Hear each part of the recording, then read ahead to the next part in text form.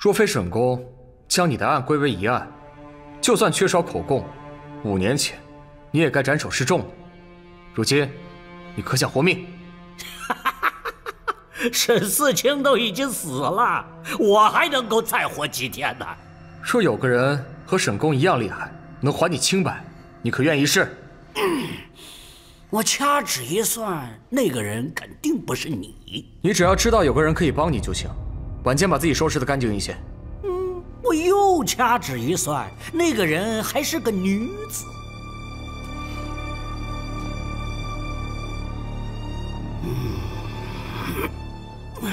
我在这牢里啊，吃的是馊饭冷食，穿的是破衣烂衫，就算是想帮贵人，也无力开口啊。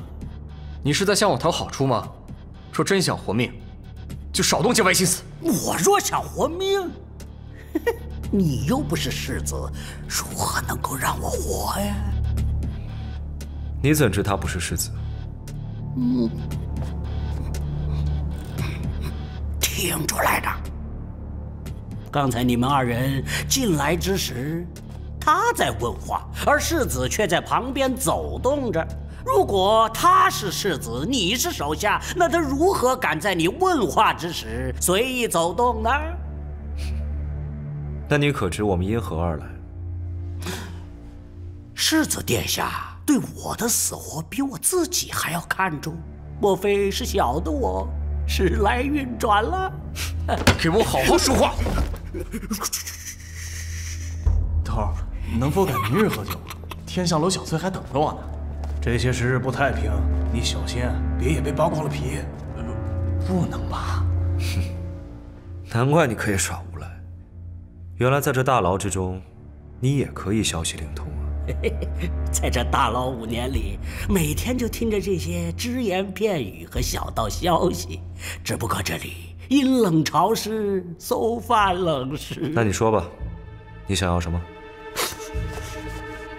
我要吃冰糖炖肘子。你觉得你现在有资格跟我谈条件吗？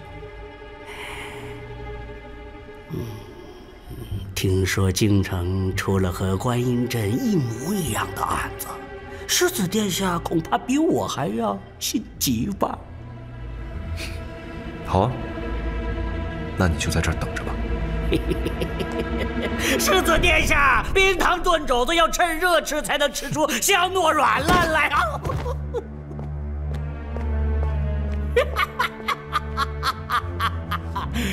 冰糖炖肘子，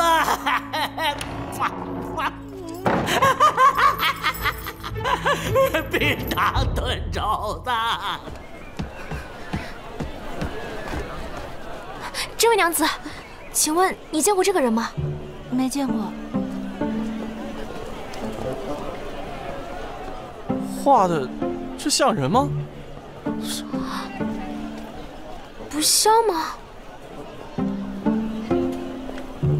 不认识，没见过。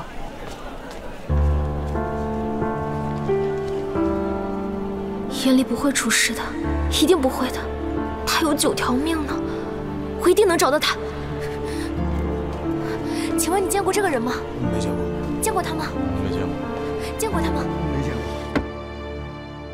记，死者胸腹鼻腔气管内无明显异物。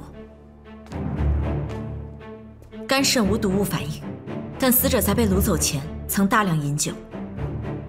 心脏无破损，但色泽苍白，符合疼痛致闭气昏厥。心脏因缺血而骤停身亡。果然是活活疼死的。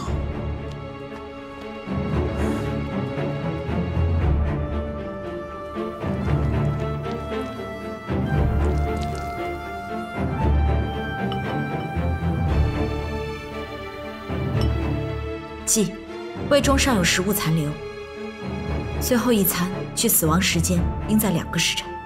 根据食物残渣可以看出，最后一餐吃的是螃蟹。这时节蟹虽少，但是一些大酒楼会给富贵人家备着，可要搜检全城的酒楼。不可，圣上特地叮嘱，此事关乎京畿安防，万不可惊扰百姓，引起恐慌。可能辨出是炒蟹还是蒸蟹。有何不同？发现尸首时，死亡时间不超过2个时辰，说明凶手剥皮地点与抛尸、绑架地点不会离得太远。而那抛尸的暗巷前有酒楼，后有凤七楼，那酒楼擅长做炒蟹，而凤七楼蒸蟹远近闻名。年纪轻轻就不学好。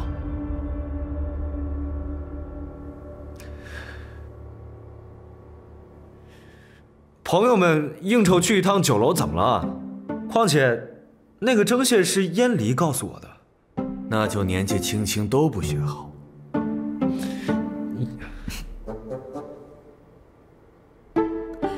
胃中没有重量残留，是清蒸蟹。是。斩捕头，速去凤七楼查一查案发当日下午及晚上有哪些客人点过那蒸蟹。是。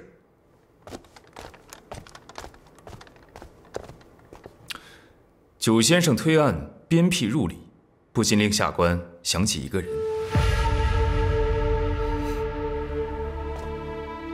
何人？正是下官的恩师，尊讳沈毅沈公。九先生勘验时眉眼间的肃穆，与下官的恩师勘验时的风采如出一辙。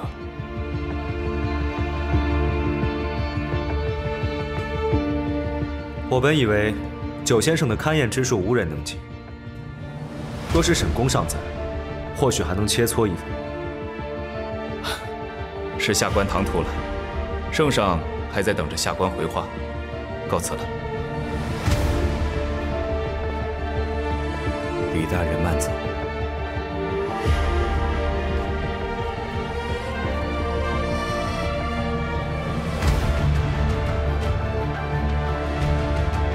我们去刑部大牢。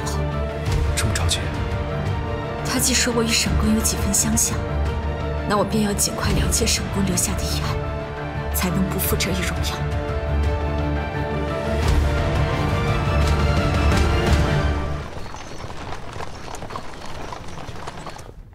我觉得李慕云可能已经发现了我的身份。兵法上有一计叫打草惊蛇，他从未见过你，就算在勘验的时候怀疑你，他也没有任何证据。但若你当真，反倒中了他的试探。我险些因小失大，行事还是沉不住气。不要想这些了，你累了这些天要好好休息。到了刑部大牢，可不是能舒服问话的地方。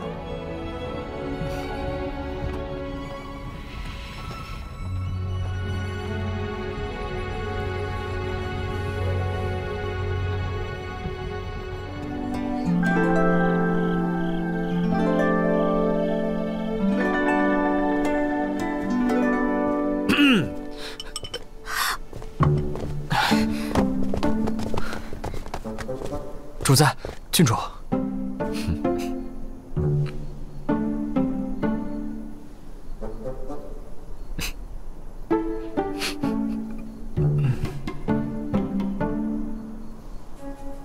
今晚我想去你府上住。去我那儿？啊！眼下我也回不了宫，现在回中永侯府，恐怕又要拉着一番弯话。去你那儿，总不会有人传闲话吧？不会，我们府上有2门，马车直接到那儿，没有人知道是你与我一起。不行不行，绝对不行！我家郡主是姑娘家，怎能随意到男子家借宿？郡主的归誉重于泰山，不能有一丝受损。人命才重于泰山呢。斩捕头现在正在查找受害人的身份，麻烦你尽快告诉他，着重要查那些家中有兄弟不和的。是。还有，回来的时候给郡主带2碗馄饨做宵夜吃。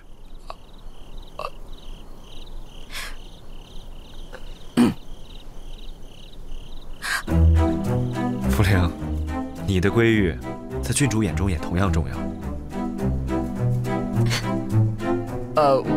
我先去牵马了。这小子比我还会来事。今日啊，也算有个好事，我们福陵的终身大事可算有着落。一碗馄饨就想让我点头，那也太容易了吧？走吧。你看，你的衣服也太大了。没事儿，你穿什么都好看。以后我就给你备2套衣服，供你换洗用。我这要经常在外面留宿，那侯府还不得翻了天？那就要圣上赐你套宅子，你日后办案行事也都方便。这点小事，怎好劳烦圣上？其实，我倒想好一处。在哪儿？我去给你买下。我想搬到秦二叔的宅子去，离我家的老宅也近。我可以去找找父亲从前的手札，也可以去祭奠一下父母。好，那我待会儿就叫人去给你收拾屋子、搬家。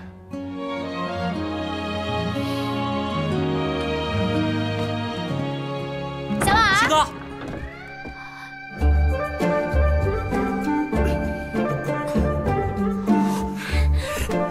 这你让我看看。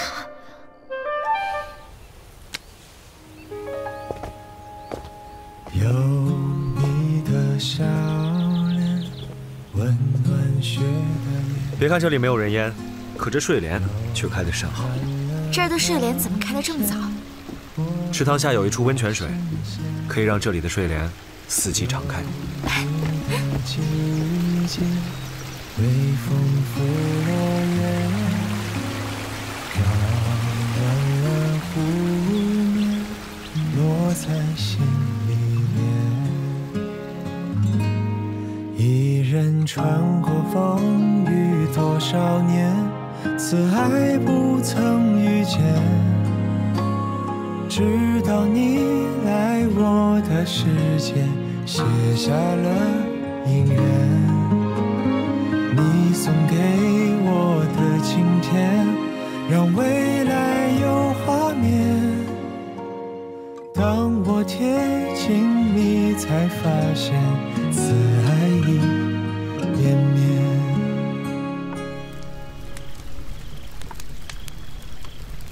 你怎么什么都会啊？我8岁那年便去了朔溪军中，父王把我丢在军营里，便万事不管。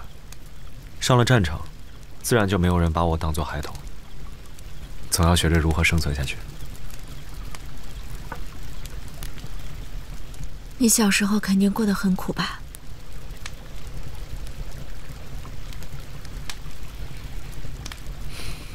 ？8岁前，我被教养在太后宫中，虽无父母照拂，但有皇祖母的庇护，过得倒也不甚辛苦。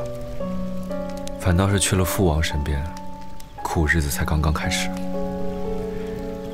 听母妃的嬷嬷说，母妃生前最喜欢来的地方就是这里。父王每次思念母妃之时，也会来这里。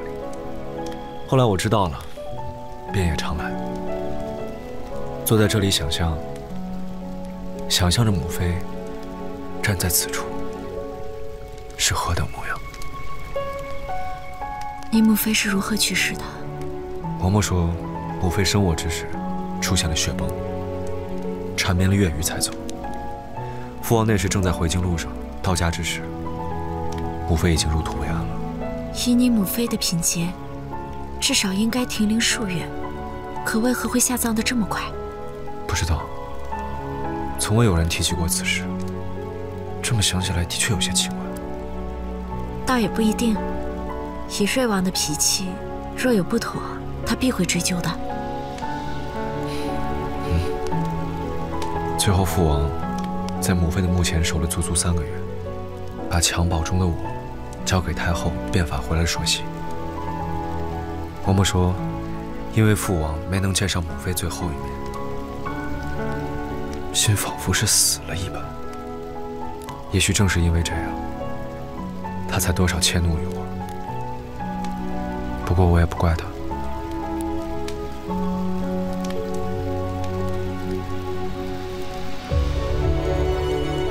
你母妃的死和你无关，你父王总有一天会明白，你才是最无辜、最需要他疼爱的人。唯有你相伴，就足够了。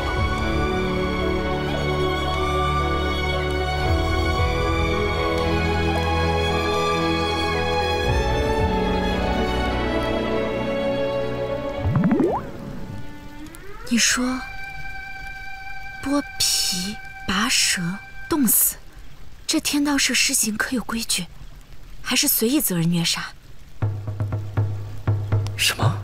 观音镇3名受害人的验状上，死因已经写明，可我还是无法找到其中的关联。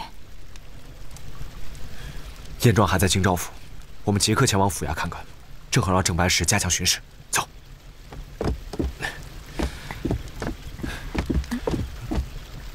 怎么了？你特意带我来此散心，我满脑子却想的都是案子，你会不会觉得我很不解风情？我岂是如此狭隘平庸之人？你记住，这是你独有的风情，在这世上，除了我燕池，无人能消受得起。多谢殿下，殿下辛苦了。